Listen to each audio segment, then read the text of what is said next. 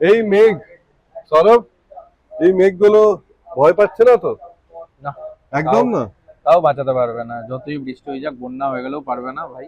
এই মাঠটা কারণ দেখো এখন কত জল, এই মাঠে মাঠে কত বেশি জল, কভার্স কভার্স একদম ভেসে ভেসে জল আছে এখানে। তুমি দেখো ওপর অব্দি, এমনি লাগছে একটা ছোট উপর মোটো। অব্দি ছাড়ো, এই হ্যাঁ, পাশগুলো এই দেখো, পাশে দেখো নালা তালাব হয়ে গেছে। যেগুলো নালার মানে জল বেরোনোর জায়গা, এক্সিট সেগুলো এরিয়া পুরো একদম সিল প্যাক।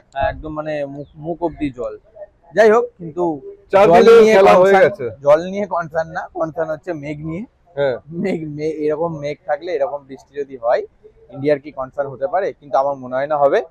ইন্ডিয়ার কালকে অ্যাকচুয়ালি যা পূর্বাভাস, ইন্ডিয়ার ফার্স্ট সিজনিং ম্যাচটা খতম করে দেওয়া উচিত। এবার যদি মাঝখানে একটা শ্রীলঙ্কার ব্যাটার চলে আসে, তাহলে কিচ্ছু বলার নেই, কারণ সেই ব্যাটারটার নাম এই সোনেল সিরিজের দিনুশা। সাইরাজ বহুতুলে প্রেস কনফারেন্সে বলে দিয়েছেন কি উনি আমাদের জন্য কাটা হচ্ছে, কাটা বসেই আছে, আমাদেরকে পোক করেই যাচ্ছেন। গল হোক বা কোলম্বো হোক, সব জায়গায় সোনেল দিনুশা, সোনেল দিনুশা, সোনেল দিনুশা, আর কোনো নাম হচ্ছে না, আর কোনো কথা হচ্ছে না। না, ভালো ব্যাট করেছে, তুমি যাই বলো, গোটা সিরিজ জুড়ে খুব ভালো ব্যাট করেছে। আমি চাইবো কালকের দিনটা ওনার যাতে না হয়, কালকের দিনটা অন্তত। না, কিন্তু আজকেও ফোর্থ ডেতেও যদি তুমি দেখবে তো সারাজ জান ফার্স্ট আওয়ারেই ওনাকে প্যাভিলিয়ন পাঠিয়ে দিয়েছিলেন। হতে পারে, কিন্তু তিনি যে স্কোরটা করে গেছেন, তিনি যদি আরো আগে যেতেন, ইন্ডিয়ার জন্য অনেক সুবিধা হতো। ইন্ডিয়া এই মুহূর্তে খুব ভালো পজিশনে আছে। আমরা মাঝখানে মানে যখন ইয়ের পর শুরু হচ্ছিল, টি এর আগে পরে খেলা, হ্যাঁ, তো অবভিয়াসলি তখন আমাদের জন্য খুব কনসার্নের ব্যাপার ছিল। ইন্ডিয়া যেরকম অবস্থায় ছিল, যেভাবে মানে বল হিট করছিল শ্রীলঙ্কার ব্যাটাররা, সেক্ষেত্রে কিন্তু এটা মনে হচ্ছিল যে আমাদের কাছে ব্যাকফায়ার না করে ফলোয়ানটা। কারণ লাস্ট ইনিংসে মানে লাস্ট ডেতে তোমাকে ব্যাট করতে হবে এখানে, এবং উইকেট কিভাবে বিহেভ করবে, এখন অব্দি উইকেট ঠিক বিহেভ করছে, কিন্তু কাল ঠিক কি কিরকম করছে? কিছু করছেই না।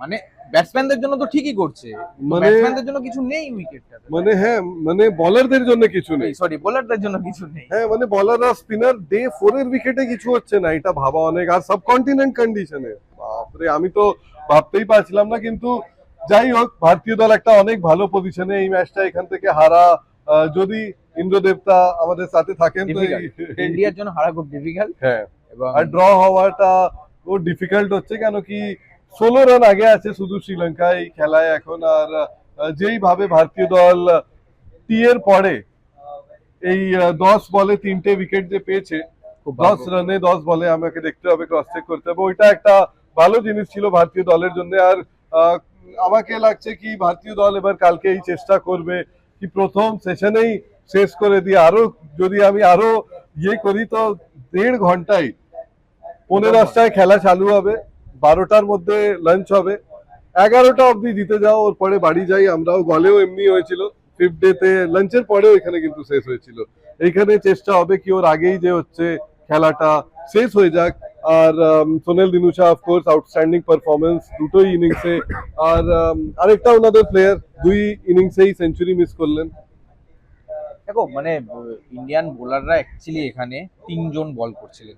মানে হাফ সিরাজকে তুমি কাউন্ট করতে পারো না, কারণ সিরাজের যে অবস্থা, সিরাজ লাস্ট পেলে তাও ঠিক করেছেন, কারণ রেস্টটা পেয়ে গেছিলেন হ্যাঁ। একটুখানি, সেটার জন্য। আর স্পিনার সারাস জ্যান, যাকে নিয়ে কথা না বললেই নয়, এটা হয়তোবা তার প্রথম, হয়তোবা তার শেষ টেস্ট ম্যাচ হতে পারে। কারণ ইন্ডিয়ার মানে বেঞ্চে যারা বসে আছে, যেসব স্পিনাররা বসে আছে, তিনি কোনো এফেক্ট করতে হবে। উইকেট ছেড়ে দাও, তোমাকে তো এফেক্ট বানাতে হবে। ভাই, ওয়াশিংটন সুন্দর যেমনি আসবে ওনাকে আপনি নিয়ে আসবেন। আর আমরা এর আগে যেই অফ স্পিনারের থেকে বেরিয়েছি, রবিচন্দ্রন অশ্বিন, স্টেটাসটা ওইখানে, রোজই কথা বলছি এই বিষয়ে আমরা, কিন্তু সারাংশ জ্যান অনেক, সাইরাজ বহুতুলে অনেক ডিফেন্ড করলেন উনাকে এই প্রেস কনফারেন্সে। কিন্তু bowling coach, spin bowling coach কি বলবেন? উনি বললেন কি বেস্ট পারফরমেন্স করেছেন, এই করেছেন, সেই করেছেন। মানব সুতারের উপর খুব প্রেসার পড়ে যাচ্ছে না আর মানব, হ্যাঁ, আর মানব সুতার কিন্তু অতই ভালো বল করছেন আজকে। আজকে শ্রীলঙ্কান ব্যাটার্সরা ওনার পিছনে গেছিল, কিন্তু কেন কি একটা মাত্র যে স্পিনার যাকে ওরা ভয় পাচ্ছিল, এটা মানব সুতার। তো ওরা চাইছিল কি সবকিছু যে হচ্ছে না ওনার শেষ করে দেওয়া হোক, কি ওনার কনফিডেন্স ব্রেক করে দেওয়া হোক। আর এই জন্য ওনাদের জন্য খুব সুবিধা হতো, হ্যাঁ, শ্রীলঙ্কার ব্যাটসম্যানদের জন্য। আর কিন্তু আগে বেড়ে বেড়ে বড় শট খেলা হচ্ছিল ওনার বিরুদ্ধে। দিস ইজ ভেরি আনলাইক মানব সুথার। আমরা দেখিনি এর আগে মানব সুথারকে কোনো ব্যাটার এইভাবে রান মারছে, এইভাবে স্কোর করছে। কিন্তু ওর পরেও মানব সুথার কামব্যাক করলেন, ভালো বোলিং করলেন, উইকেট। কিন্তু আর একটা যেটা ইন্ডিয়ার কনসার্ন হতে পারে, মানে আমি খুব খুশি হয়েছি, ওই যে 10 বলের মধ্যে 3টে উইকেট পড়েছে, সেখানে কোনো নো বল ছিল না। গোটা মানে দিনটা জুড়ে ইন্ডিয়া যা করেছে, মানে ফার্স্ট ইনিংসে তো নো বল যা করেছে করেছে, সেকেন্ড ইনিংসে ফার্স্ট ইনিংসটাকেও ছাপিয়ে গেছে। তো নো বলটা কনসার্নের ব্যাপার। অনেক বড়। একটা স্পিনার হয়ে তুমি যদি এত ক্রাইম no ball হচ্ছে, করো, ক্রাইম। মানে সেটা আর কিছু বলার থাকে না। যাই হোক, কিন্তু নো বলটা অন্তত ভাই স্পিনার হিসাবে করাটা খুব ক্রাইমের মধ্যে পড়ে। এটা মানে একটা এরিয়া অফ কনসার্ন হচ্ছে, শুধু যেতে নো বলটা অ্যাকচুয়ালি খেলার মানে ব্যাপারটা কি, মানে আমি একটা রান এক্সট্রা চলে গেল, ব্যাপারটা সেটা তো নয়। ব্যাপারটা হচ্ছে মোমেন্টাম। ওই বলটা ধরো আউট হলো, হয়েছেই। হ্যাঁ আমি বলছি ওই বলে হলো তো। বলটা ধরো আউট হলো, কিন্তু সেই ব্যাটসম্যানটাকেই ততক্ষণ মানে তোমার মনের মধ্যে এটা চলতে থাকবে যে আমি একবার আউট করেছি, বাট আমার জন্য ওটা নো বল হয়েছে। তো এই জিনিসটা যখন মাথায় চলতে থাকে, বোলারের অবভিয়াসলি কনসেন্ট্রেশন ব্রেক হয়, সেক্ষেত্রে ব্যাটসম্যানের অনেক সুযোগ সুবিধা বেড়ে যায় এইগুলোতে। সুতরাং ইন্ডিয়ার এটা কনসার্ন হতে পারে, মানে স্পিন বোলাররা প্রচুর কিন্তু নো বল করছে, সেটা একটা কনসার্নের জায়গা হতে পারে।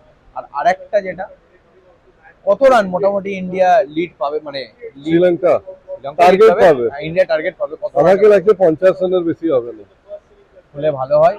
যদি- কেন কালকে এসে ওরা এবার লিডটা বড়, দেখো ওরা এখন এমনি পজিশনে শ্রীলঙ্কা, ওদের রানও চাই আর টাইমও পাস করতে হবে। আর বৃষ্টি যে হচ্ছে, এটা কালকের ফোরকাস্ট, যদি ফিফথের ফোরকাস্টে যাই, তো ফিফথের এখন দেখুন কত বেশি বৃষ্টি হচ্ছে, একদম বৃষ্টি বেড়ে গেছে এখানে, প্রেস বক্স অব্দি জলটা আসছে। কিন্তু কালকের ফোরকাস্ট ভোরবেলা যে হচ্ছে এত বৃষ্টি হবে, ওর পরে যখন খেলা চালু হবে তখন বৃষ্টিটা সরব কমে যাচ্ছে। তো আমাকে লাগছে কি এই বৃষ্টিটা আবার আপনি কালকে বিকালে দেখতে পাবেন, কিন্তু ততক্ষণ অনেক দেরি হয়ে যাবে। ততক্ষণ ভারতীয় দল খেলাটা শেষ করে বাড়ির দিকে, হোটেলের দিকে বেরিয়ে যাবে আর নিজের প্যাকিং করবে। কেন কেন কি পরশু আবার বাড়ি চলে যাব, ইন্ডিয়া চলে যাবে। এই জন্যে আমরা জিতছি এই টেস্ট ম্যাচটা, চিন্তা করবেন না। আর এখন থ্যাংক ইউ করা হোক, ধন্যবাদ। ধন্যবাদ করা হোক। ক্যামেরার পিছনে আছেন শুভম, আমি অঙ্কন, আর সৌরভকে এখন বিদায় দিন। আর রে স্পোর্টসকে যদি আপনারা এখনো সাবস্ক্রাইব করেননি তো সাবস্ক্রাইব করুন, ভিডিওটাকে লাইক করুন, শেয়ার করুন, আর কি করবেন, চ্যানেলে বেল আইকনটাও একদম টিপবেন। Thank you very much, bye by.